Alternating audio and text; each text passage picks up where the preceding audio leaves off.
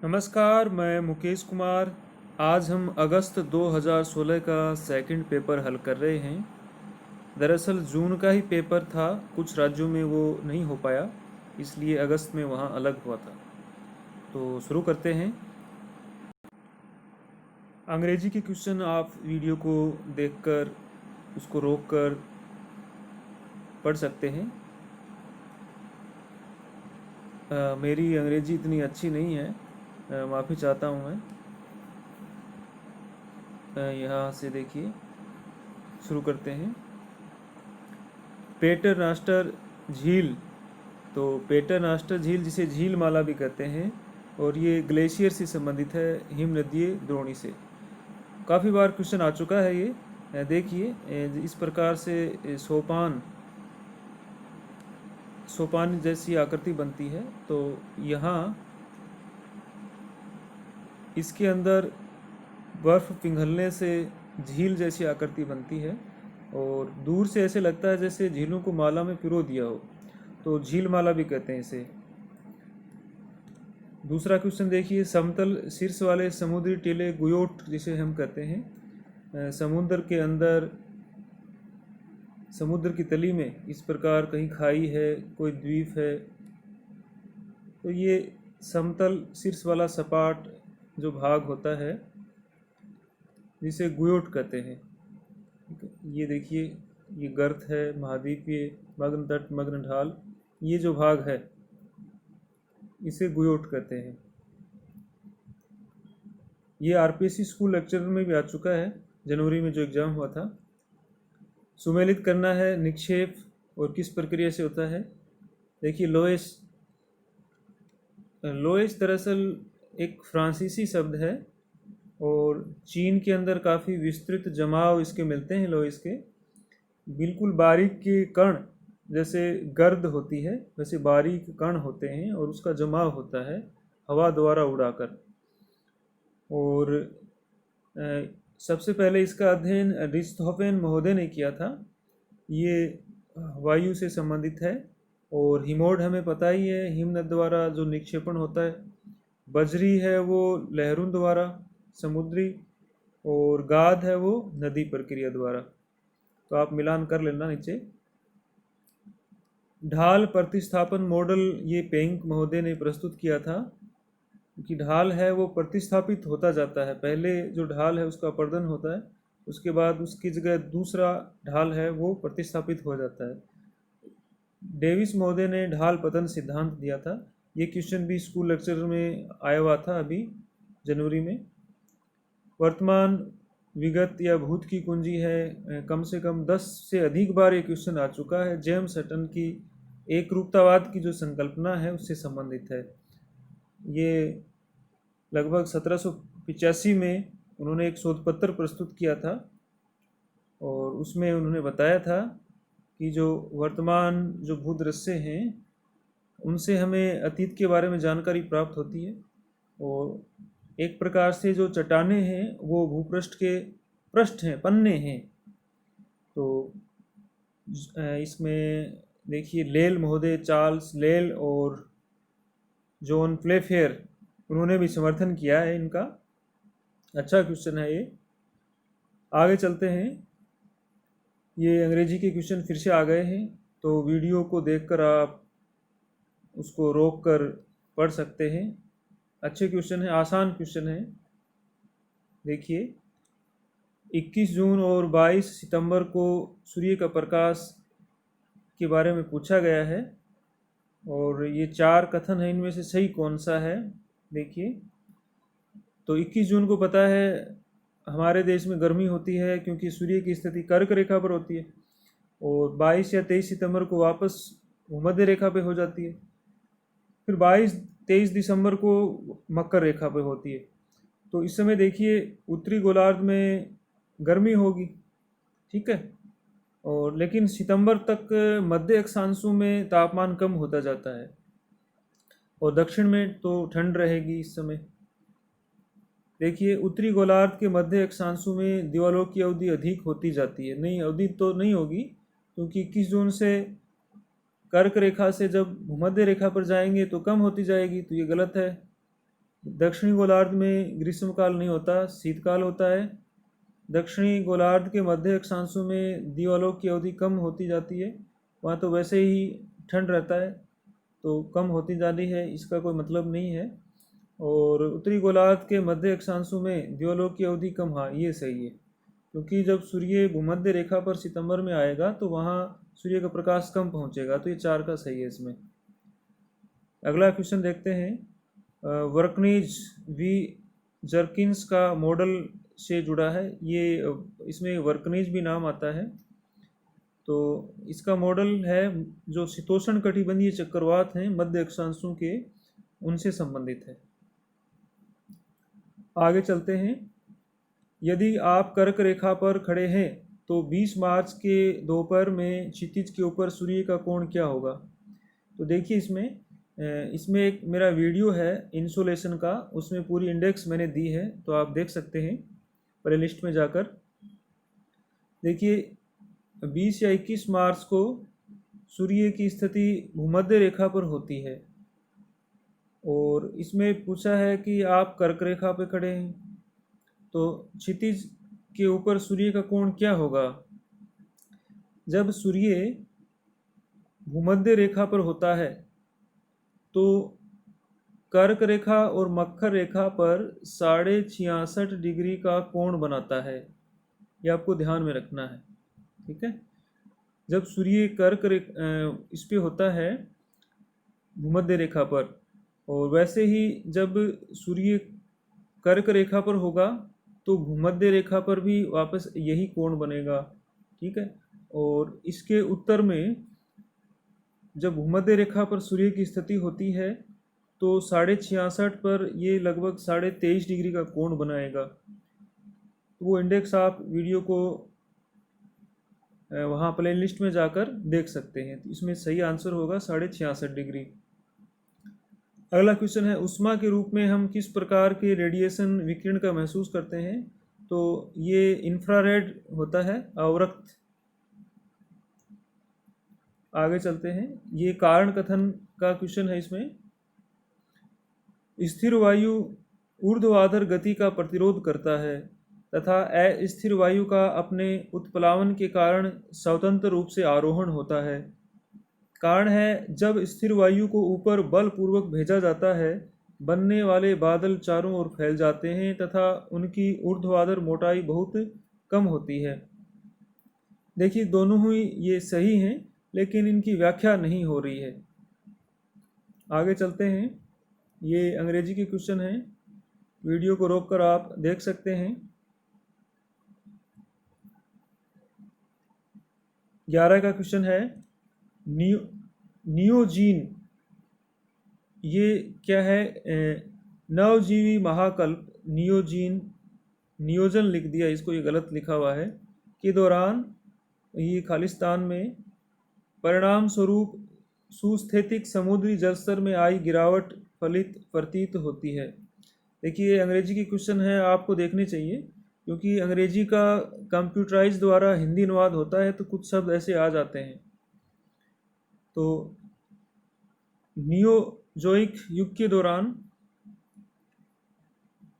समुद्र के जलस्तर में गिरावट आई थी, उसका कारण पूछा गया है। तो इसमें देखिए महाद्वीपीय विस्थापन, समुद्री सतह का फैलना, अंटार्कटिक हिमाच्छादन में वृद्धि या अल्पाइन पर्वत।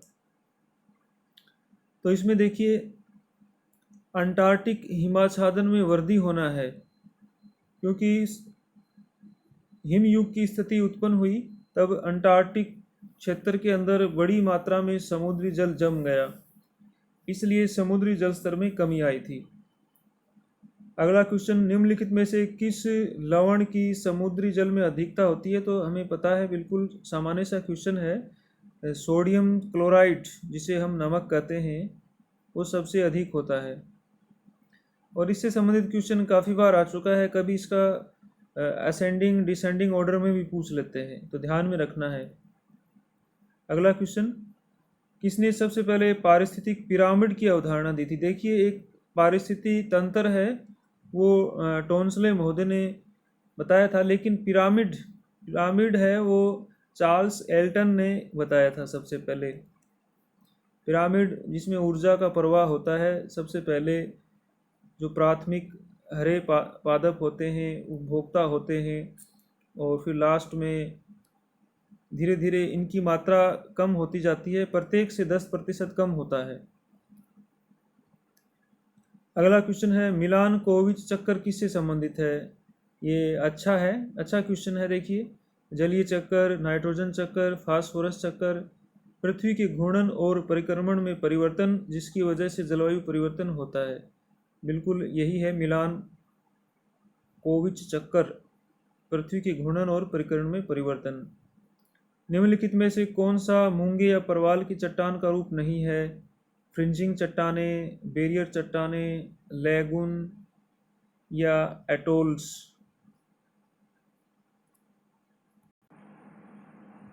इसमें देखिए, लैगून है वो एक प्रकार से छिछला भाग होता है, झील जैसी आकृति होती है, तो ये कोई चट्टान नहीं होता लैगून। जैसे भारत में उड़ीसा में चिल्का झील है, तो वो इस प्रकार से लैगून झील ही है। इसी प्रकार केरल में और तमिलनाडु तट पे भी झीलें पाई जाती हैं। निम्नलिखित में से किस भूगोलवेत्ता ने सामान्य बनाम विशेष भूगोल में द्वैतवाद द्विभाजन की नींव रखी थी? काफ़ी बार आ चुका ये क्वेश्चन, बर्नहार्ड वारेनियस महोदय हैं। अगला क्वेश्चन, क्लासिकल एस्ट्रोनॉमी पर लिखी पुस्तक अल्माजेस्ट के लेखक टोलेमी हैं, टोलेमी महोदय।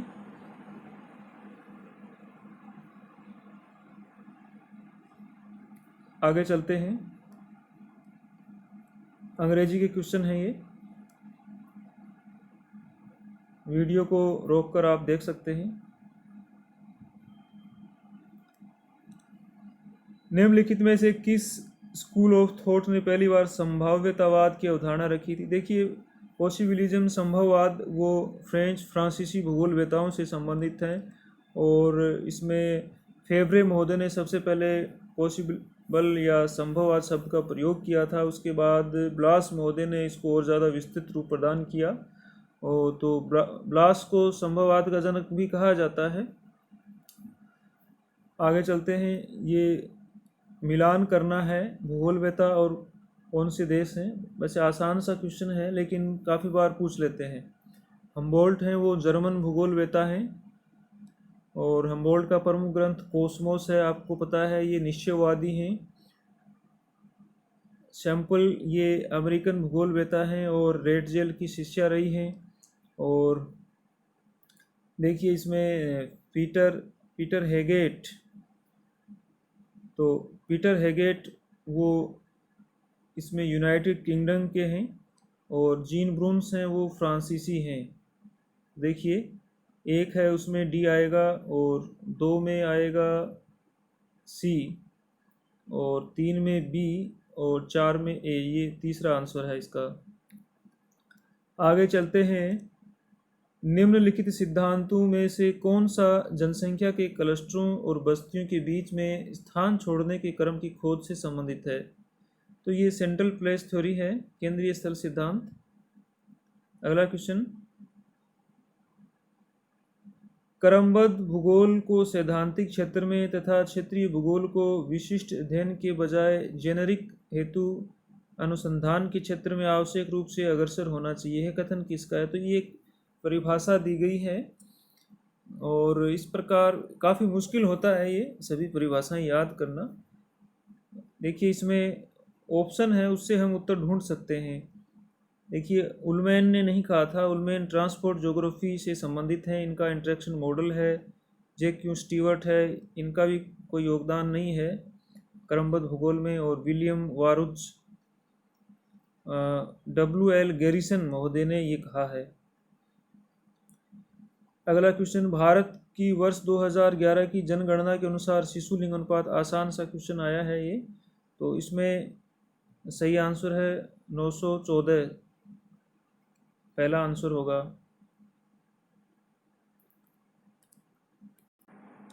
आगे चलते हैं, भारत की 2011 की जनगणना के अभिलेखों के अनुसार जनसंख्या का अधिकतम घनत्व किन संघ राज्य क्षेत्रों में पाया जाता है? देखिए, ये सभी तो याद रहना मुश्किल होता है। हालांकि कुछ स्टूडेंट हैं वो न्यूमेरिकल बहुत अच्छे से याद कर लेते हैं, उनको रट लेते हैं, लेकिन मेरा ये मानना है कि जो एवरेज जो होते हैं उनको इनका एक सूत्र फॉर्मूला बनाकर रटना चाहिए। जैसे इसमें दिया है दमन दीव, अंडमान निकोबार, दादरा नगर हवेली और लक्षद्वीप। अधिकतम घनत्व दिया है और देखिए सबसे ज़्यादा दिल्ली में है, फिर चंडीगढ़ में है, फिर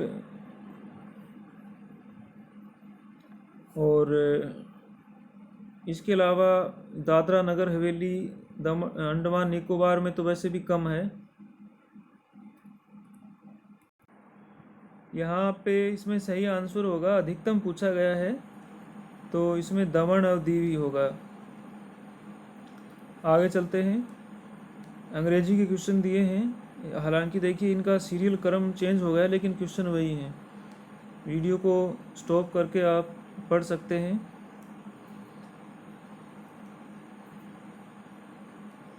ट्वेंटी 24 का क्वेश्चन है, क्रमशः 40,000 और 5,000 की जनसंख्या वाले दो शहर एक दूसरे से 18 किलोमीटर दूर हैं। ब्रेकिंग पॉइंट थ्योरी के अनुसार छोटे शहर से कितनी दूरी पर होगा इनका ब्रेकिंग पॉइंट, अलगाव जो बिंदु है। तो देखिए इसका सूत्र होता है बी, और इसमें ये दोनों इसमें ऊपर जो इनका होता है डिस्टेंस होता है, और 1 माइनस अंडर रूट में +1 प्लस इसमें ए नगर की पॉपुलेशन और फिर बी नगर की पॉपुलेशन 5,000, ठीक है। और इसमें डिवाइड करने के बाद में 8 आ गया यहाँ पे। 8 का फिर हम वर्गमूल निकालेंगे, फिर इसमें 1 जोड़ते हैं और फिर डिफरेंस यहाँ 18 है, 18 दिया है तो ये 4.7 आता है। 4.7 इसमें कहीं दिया नहीं है, देखिए 4.9 है, तो नज़दीकी आंसर यही होगा इसमें। फसल विविधीकरण व अध्ययन करने के लिए निम्नलिखित में से कौन सा भौगोलिक दृष्टिकोण सही है? क्षेत्रीय दृष्टिकोण। संयुक्त अरब अमीरात के उत्तर में कौन सी खाड़ी और सागर है? तो संयुक्त अरब अमीरात देखिए अभी मैप में हम देखते हैं, यहाँ पे ये अरब है और ये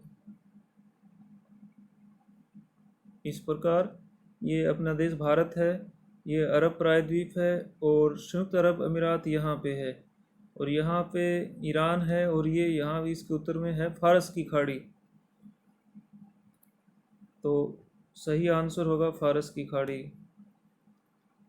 आगे चलते हैं। पद द्रुम कालानुक्रमण निम्नलिखित में से किसके लिए प्रयोग किया जाता है? ये वार्षिक रूप से पेड़ों के वलयों की वृद्धि के अध्ययन के लिए दूसरा आंसर होगा। अगला क्वेश्चन, भूदृश्य का निम्नलिखित में से कौन सा तत्व परिवहन लागत में विचलन का कारण नहीं है? तो इसमें देखिए ये जो व्यापार का प्रकार है इसका कोई फर्क नहीं पड़ेगा इसमें, जबकि दूरी, आकार और धरातल का फर्क पड़ेगा।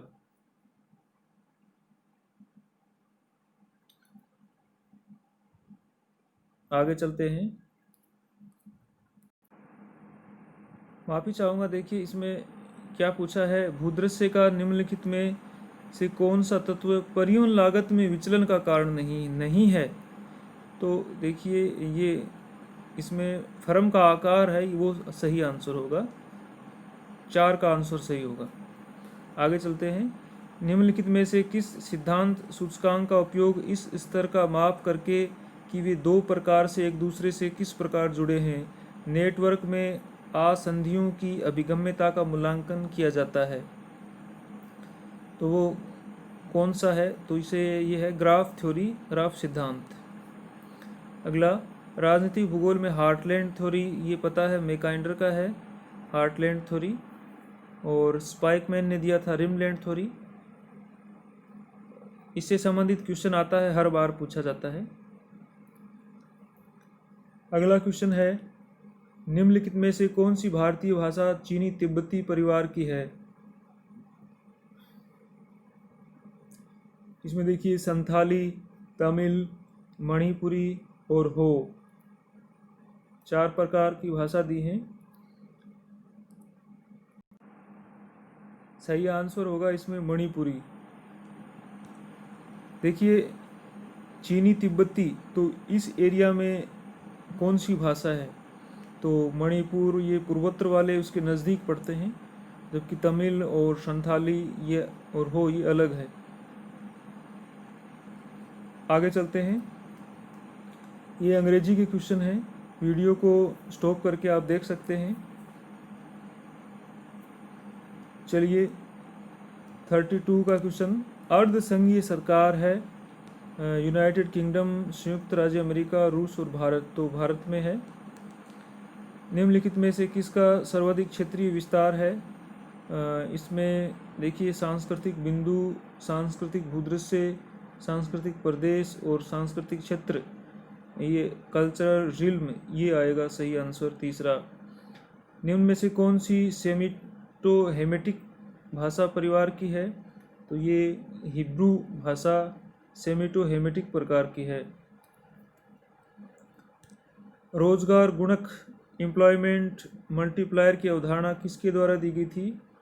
इसमें देखिए जेसी स्टेबलर, कोहन, आर.डी. डीन और डी.एल. मैकगी। इसमें ये कोहन सही आंसर है। रोजगार गुणक की अवधारणा कोहन द्वारा प्रस्तुत की गई थी। आगे दिया है, निम्नलिखित में से किसने द इकोनॉमिक्स ऑफ लोकेशन की रचना की थी? पेरोक्स, कुकलिंस्की, एलोस और हर्बन्स। तो द इकोनॉमिक्स ऑफ लोकेशन ये ऑगस्टस लोस द्वारा लिखा गया था। अगला क्वेश्चन है, निम्नलिखित में से कौन केंद्रीय स्थानों के पृष्ठभूमि हिंटरलैंड को निरूपित करने की सर्वाधिक उपयुक्त विधि है? थिसेन का पॉलीगमन, रेले का ब्रेकिंग पॉइंट, निकटतम पड़ोसी या लोगों की पसंद। केंद्रीय स्थान की पृष्ठभूमि को निरूपित करने का सबसे उपयुक्त विधि, तो इसमें देखिए सही आंसर है लोगों की पसंद, ये माना गया है। यूजीसी नेट ने इसका आंसर लोगों की पसंद माना था। अगला क्वेश्चन, निम्नलिखित में से कौन केंद्रीय स्थानों को केंद्रीयता बढ़ाने हेतु सर्वाधिक उपयुक्त विधि है? कृषि उत्पादन बढ़ाना, लघु उद्योग स्थापित करना, केंद्रीय कार्य को मजबूत करना या निर्यात आधारित कार्यकलाप को बढ़ावा देना। तो केंद्रीय स्थान की केंद्रीयता मजबूत तभी होगी जहां उनके कार्य केंद्र में बेहतर होंगे, तो केंद्रीय कार्य को मजबूत करना। अगले क्वेश्चन, ये देखिए 77 78 दिए हैं, लेकिन ये वही हैं, इनका जो सीरियल है वो थोड़ा सा गड़बड़ हो गया है। वीडियो को रोककर अंग्रेजी के क्वेश्चन पढ़ सकते हैं। चलिए देखते हैं। निम्नलिखित में से किस लेखक का यह कथन है कि चक्रीय बहाव की धारा में विकास स्वतः एवं असंततः परिवर्तन है? असतत परिवर्तन है। संतुलन का विक्षोभ जो पहले से मौजूद संतुलन को नष्ट तथा विस्थापित करती है। चक्रीय बहाव की धारा में विकास स्वतः एवं असतत परिवर्तन है। तो ये देखिए W. Rostow, E. डोमर और G. मिर्डॉल और A. शुम्पीटर। इसमें सही आंसर है शुम्पीटर। अगला क्वेश्चन, भारत की वर्ष 2011 की जनगणना के अनुसार निम्नलिखित राज्यों में से किस राज्य में साक्षरों की प्रतिशतता न्यूनतम है? तो देखिए पश्चिम बंगाल, उत्तर प्रदेश, मध्य प्रदेश, बिहार, हमें पता है बिहार में सबसे कम है। अगला क्वेश्चन, निम्नलिखित में से किस राज्य युग्म में लोएस्ट अत्यधिक मात्रा में पाया जाता है? झारखंड और उड़ीसा। बिल्कुल सही आंसर है।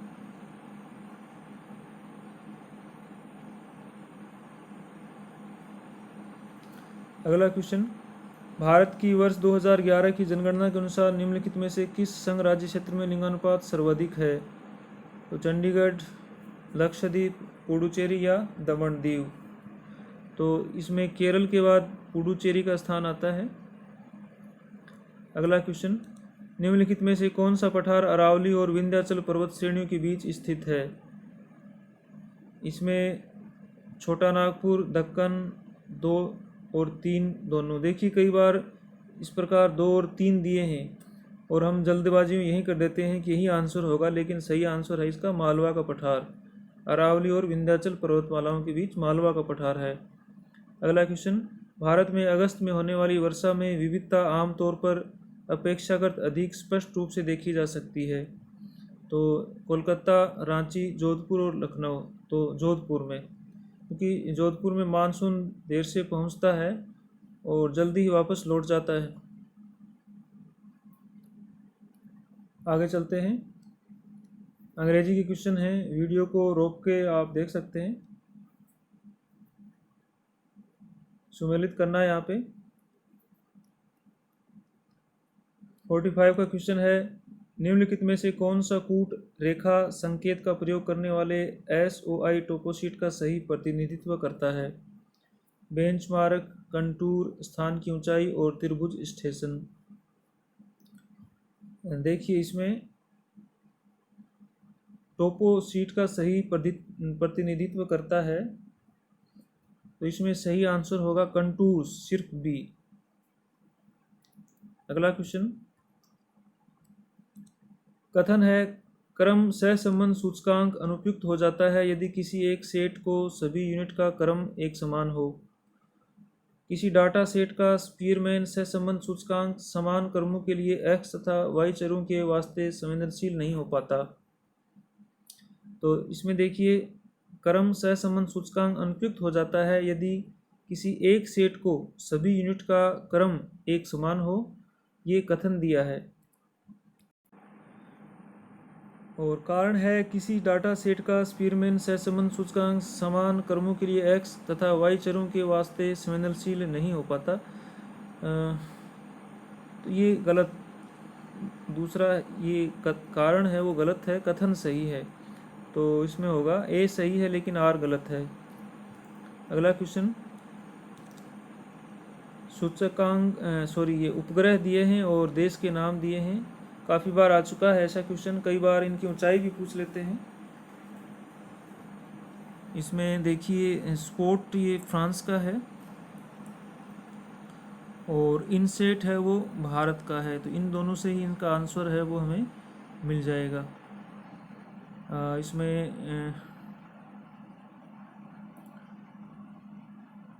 ये देखिए पहला है, उसमें ये पहला ही आंसर है इसका। और GOES ये USA का है और मीटियोर है ये रूस का है। ये अंग्रेजी के क्वेश्चन हैं, क्रम इसके चेंज हैं लेकिन क्वेश्चन वही हैं। वीडियो को रोककर आप देख सकते हैं। 48 का, किसी बिंब का अंकीय मान क्या होगा जब उसका विकिरणीय विभेदन 6 बिट है? तो इसमें सही आंसर होगा 64। आगे चलते हैं। माइक्रोमीटर में तरंगदैर्घ्य की लंबाई दी गई है। EMR की बैंड, ये दृश्य प्रकाश का हमें पता है 0.4 से 7 के मध्य होता है और फोटोग्राफी बैंड का होता है 0.3 से 0.9, इंफ्रारेड का 7 से 15 और ऑप्टिकल बैंड का होता है 0.3 से 15 के बीच। तो ये पहला आंसर होगा इसका। अगला क्वेश्चन है, ये लास्ट क्वेश्चन है, निम्नलिखित में से कौन सा कूट भू सर्वेक्षण प्रेक्षण के संबंध में सही है? भौगोलिक सूचना प्रणाली, भौगोलिक बेस फाइल, थल सत्य जांच और वैश्विक स्थिति प्रणाली। देखिए इसमें भू सर्वेक्षण के संबंध में पूछा गया है, तो भौगोलिक सूचना प्रणाली तो है ही है इसमें बिल्कुल। भौगोलिक बेस फाइल और वैश्विक स्थिति, ग्लोबल पोजीशन सिस्टम, ये चीज़ अलग होती है। तो जो ग्राउंड है उसकी कितनी ऊंचाई है उसकी जांच A और C। देखिए इसमें भौगोलिक सूचना प्रणाली, भौगोलिक थल सत्य जांच और वैश्विक स्थिति प्रणाली। इसमें देखिए पहला सही है और चौथा भी सही लग रहा है मुझे, ए और डी। इसमें देखिए यूजीसी नेट के आंसर में तीसरा आंसर माना है सी और डी, थल सत्य जांच और वैश्विक स्थिति प्रणाली। तो हालांकि इसमें ए और डी है, तो 4 का आंसर है वो ज़्यादा सही बैठना चाहिए मेरे हिसाब से। हालांकि यूजीसी नेट ने जो माना है उसी को हम सही मानेंगे। तो ये 50 क्वेश्चन थे, आपके लिए काफ़ी उपयोगी होंगे और बार बार आप प्रश्न पत्र हल कीजिएगा। आप नोटबुक में लिख सकते हैं, वीडियो को बार बार देख सकते हैं। वीडियो देखने के लिए आपका बहुत बहुत धन्यवाद। जय हिंद।